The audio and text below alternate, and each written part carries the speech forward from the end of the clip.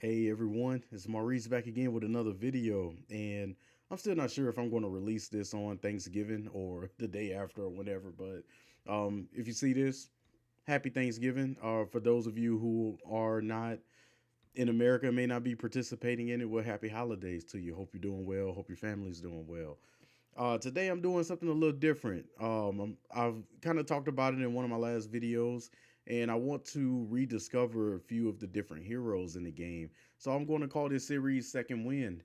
Um, I wanted to do this because I know that with Marvel Champions, there's just a ton of characters that's out right now. There's a ton of villains that's out right now.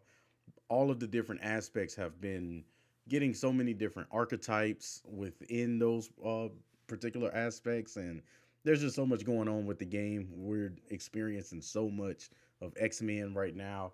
um and sometimes there's going to be those heroes that just get left behind. So for me, there's a few heroes that I played once or twice and either just didn't enjoy them. Excuse me, either didn't enjoy them, or I don't know. I just They just didn't really catch on for me. So today I figured I'll go ahead and start the series off with Ant Man.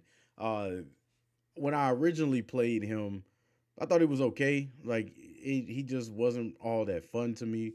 I'm using Hall of Heroes because it'd be easier for me to talk about what I really enjoyed about him since I've been playing him. So just as I mentioned earlier, he's a character that I didn't play all that much, but I'm just now starting to come around to him. I played one game on stream with um, I believe it was Describe Gaming that I played with Ant Man Leadership, and he did some work. I was I was thoroughly impressed with him. So that was kind of that tipping point for me when I was thinking about some of the heroes that I don't play all that often. I was like, well, maybe I just didn't give them a fair shake, and this is where this series is starting to come into fruition. So if you're not familiar with Ant Man, I'll just go over a few of his cards and the way that I enjoy building him now.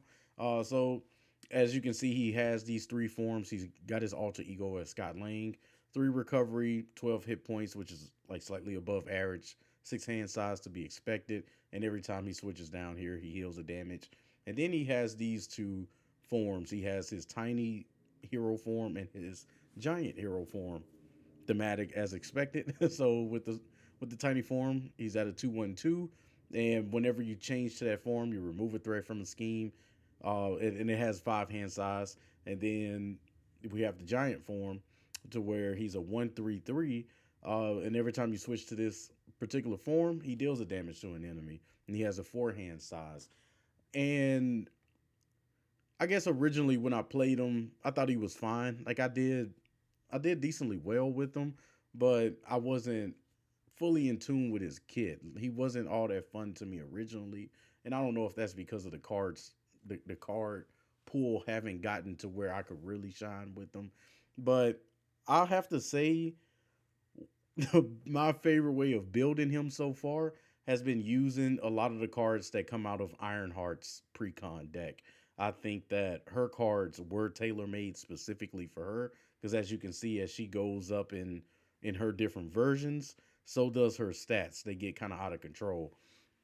So I love playing uh Ant Man in leadership, going with the go all out and push ahead cards here, where you exhaust your hero and then you either deal damage or remove threat, depending on which of these that you use. The go all out is for attacks, push ahead is for removing threat, and you calculate your total thwart, attack, and defense stats for this activation of using that card. And you can get to some ridiculous numbers with excuse me, with Ant Man. So he has his where are they? His giant strength. So whenever you change to giant hero form, you get an attack to the end of that turn. He has two of these, so you can use if you have both of these down, you switch up to hero, either hero or giant form. Or I guess you would have to switch to the giant form for this to work properly. So he'll be sitting at a 153 stat line, which is kind of ridiculous. And you've already dealt a damage to an enemy by switching up to that. Once you're there, I think he has a copy of Moxie. Yeah. So he has a copy of Moxie where you can play this card as soon as you go into giant form, and that'll give you +1 thwart, +1 attack, and +1 defense. So now you're sitting at a total of 12 stats.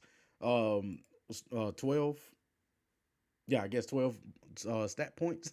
I don't know that they have an actual name for the conglomeration of all three, but I'm gonna go with stat points for this video. And then if you have to go back to Ironheart's uh set, if you have a copy or two of R&D facility, so this is a support that you can throw down, and then you can exhaust it as in hero form, and it gives you +1 attack, +1 thwart to your stats. So now you're sitting at a total of 14 that you would be potentially swinging at the villain with, or removing from a scheme. And if you choose to have Agent Carter out there, Agent Carter, goodness, Agent 13 out there, then if she attacks a Thorch, you can ready that and then go through and do it again. So I think, especially since it's a shield, right? So you could potentially do that twice, which could maximize to roughly 16 that you can do with this one or two costs. And I didn't even talk about morale boost, where you can pay one to boost up another three. So I found a lot of success with this because Ant Man's kit is so good with the board state. He can just build up with so many cards. I wasn't a huge fan of Ant Man's helmet originally, but when you take into account the amount that he can flip through out his turns, and it does benefit you to switch as often as you can, because, well, for one, you'll get the value off of this card, so you have the opportunity, if you're going from alter ego or tiny to giant, then you can heal 2 damage. Or if you're going from giant or alter ego to tiny, then you get to draw a card, and then whenever you switch to those different forms, you get more kickers, because you're either doing a damage to an enemy, or you're removing threat. Or if you have where is it, giant strength out or two, you're getting additional damage if you're switching up to giant. Or if you're switching to tiny, there's more. You have army of ants that you can put down to, if you're going from giant or alter ego to tiny, then you can exhaust these three to deal 3 damage. In three different instances, assuming that you have paid to put these out, right? Then you got the opportunity to resize with this card here, where you can change to your other hero form and draw a card. So I think that I just I just missed out, and I think part of it is the release schedule of Marvel Champions, and I think that there's just so much that you're trying to grasp, and time is one of the finite uh resources that we have in life, right? So you're there's other games I want to play, there's other experiences in life I want to have. I got to work. So it's there's only so much time that you can dedicate to this game. And I think right now is the perfect time for me to go through and do this particular series, because, well, we won't see more uh Marvel Champions content until February, I think. And that's when we have Rogue and Gambit coming out. I'm going Correct me if I'm wrong in the comments, but I think that they're both going to be released at the same time, which give us kind of like a 3 month gap of not having to buy something new, because Mojo Mania, Wolverine, and Storm just came out roughly 2 weeks ago. So now we got some downtime to be able to really dig deep and dig into the game a little bit more. And I'm glad that I have, because I think that this gave me a new appreciation of Ant Man. And if you haven't seen my rankings video, maybe I'll just tag it in the description if you all want to go check that out. I went ahead and ranked everyone um, I want to say pre X Men, but I'll redo that list coming up next month as well. But I think that Ant Man has definitely rose up the list for me. He's a lot more fun. That's my favorite way of playing him, is with the leadership cards that come with Ironheart. I just think that they just work extremely well with his kid. He can just snowball and get out of control with that combo. He has very decent attack and threat removal. Man, he just I think he's a hero that's just going to continue to get better.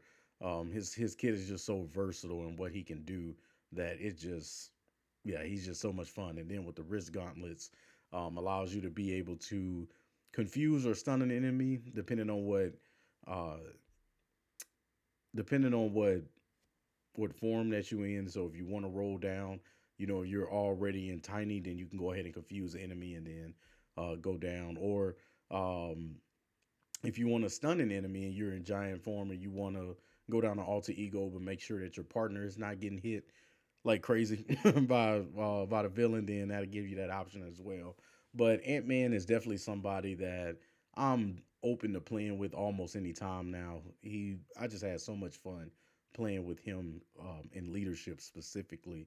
I was able to get protection to work with him as well because I think what works in his favor is uh with him having that three defense with the with the armored vest that push him up to four, and protection have so many cheap options for you to play, and you have so many upgrades that you can place down as 1 2 2 costs, and the majority of their events that you're using to defend are one cost as well. So if you get something down like Quinn Carrier or Helicarrier, the amount of value that you will get out of that is going to be absolutely ridiculous.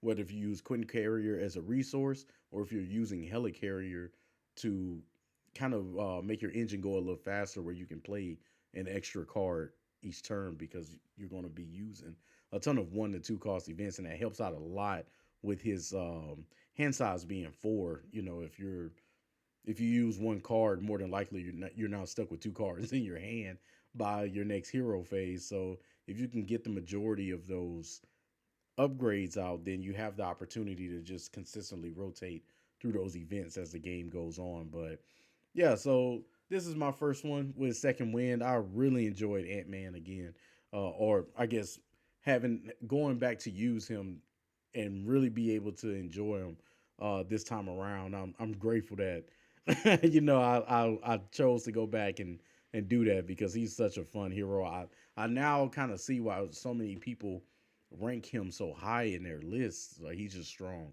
such a strong hero. So he's definitely moving up my tier list in terms of heroes that I like to play. So yeah, so that'll be the end of that for me. I'm looking to do one with Scarlet Witch, Adam Warlock, Groot, and Quicksilver, because those are four heroes I really didn't care all that much for. I didn't find a lot of fun at all with Groot. I at least see why Scarlet Witch is strong, and the same with Quicksilver. And then Adam Warlock, I'm still figuring him out. He's a very interesting case. So that one might be one of the ones that might take me a minute to really appreciate him, because I feel like there's something I'm missing with him as to um, why his character kit is the way that it is. Plus, what you having that ability to go across all the different aspects and deck build equally with those. Like I think there's something there that I'm not quite understanding with at least min maxing his deck. But yeah, Ant Man, I really like him. If anything, get him for the cards. If you're somebody that's looking into the game, trying to figure out who you want to play with, or um, which heroes you should buy, I think Ant Man is a really good one to get. For one, he is kind of the king of Voltroning. So if you're not familiar with the Voltron uh, deck build in Marvel Champions, normally you take a hero similar to Ronin. So Ronin is a good one to Voltron because he gets +1 attack and thwart while an upgrade is attached to him. So this only applies to the first upgrade that you put on him. So you can put easily 5 or 6 upgrades on him now because of how the game has progressed. But just putting one attachment on him is kind of crazy, because even if it's let's go back here. So even if it's let's say power gloves. So you throw power gloves on him. So if you put it on Ronin, that'll boost him up to a 2-3. So he's thwarting for two, attacking for three. If he thwarts or attacks, he's dealing another damage.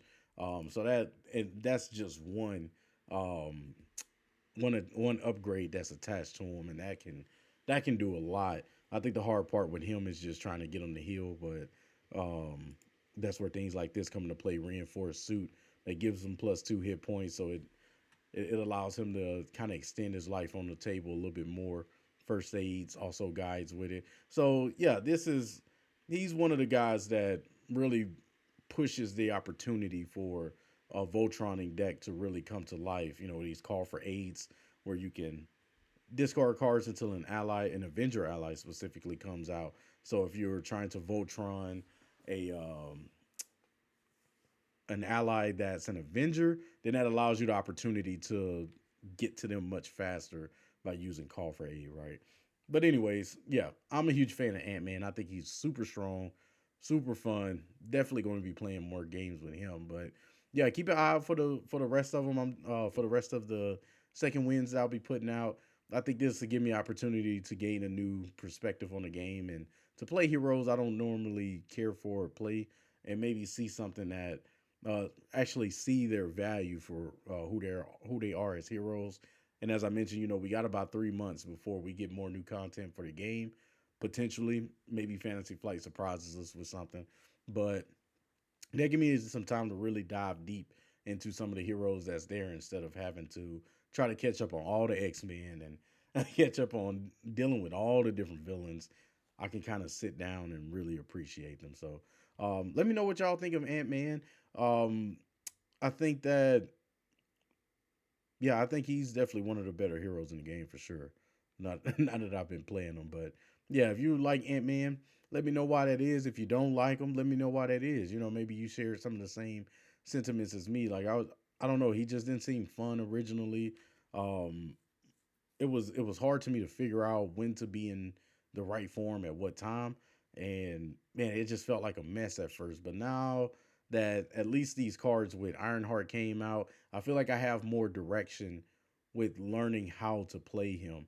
And I know that this is a pretty one way uh strategy to play with them, but thankfully with leadership you can just pack in where you're short at with other allies. So Maria Hill always goes into a deck for me more times than not. Nick Fury can go into the deck and he can kind of help with tempo, with getting to cards a little faster. And yeah, Ant Man is just fire. So that's my new favorite way of playing with them now. But thank you for being on this episode with me of man, my mind is just slipping today. Of second win, and let me know what you think of Ant Man. I'm definitely looking forward to what it is that y'all think of him. Hopefully, our thoughts align with how we see Ant Man. But yeah, he's been a blast to play with so far. But thank you for your time. I hope y'all have a wonderful day and happy holidays.